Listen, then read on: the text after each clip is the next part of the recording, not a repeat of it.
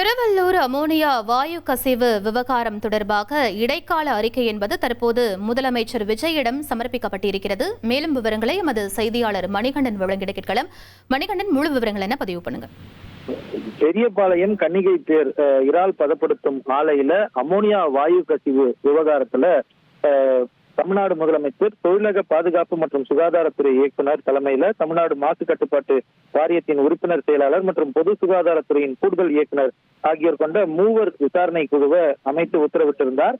இந்த குழு உடனடியாக களத்திற்கு சென்று 24 மணி நேரத்திற்குள் இடைக்கால அறிக்கையும் 3 நாட்களுக்குள் இறுதி அறிக்கையும் சமர்ப்பிக்க அறிவுறுத்தல் என்பது வழங்கப்பட்டிருந்தது. இதை கடந்து கண்காணிப்பு அமைச்சர், கண்காணிப்பு அலுவலர், மாவட்ட ஆட்சியர், மாவட்ட காவல் கண்காணிப்பாளர் ஆகியோரும் சம்பவத்திற்கு சென்று தேவையான அனைத்து உதவிகளும் வழங்க வேண்டும் என முதலமைச்சர் அறிவுறுத்த நிலையில இந்த மூவர் குழு இடைக்கால அறிக்கையை சமர்ப்பித்திருக்கிறது.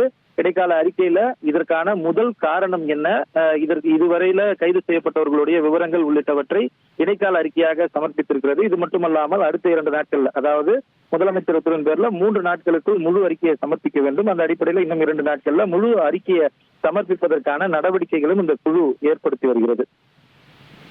விவரங்களுக்கு நன்றி மணிகண்டன். திருவள்ளூர் அமோனியா வாயு கசிவு சம்பவம் தொடர்பான இடைக்கால அறிக்கை என்பது தற்போது முதலமைச்சர் விஜயிடம் சமர்ப்பிக்கப்பட்டிருக்கிறது. அது தொடர்பான முக்கிய செய்தியை நாம் பார்த்தோம்.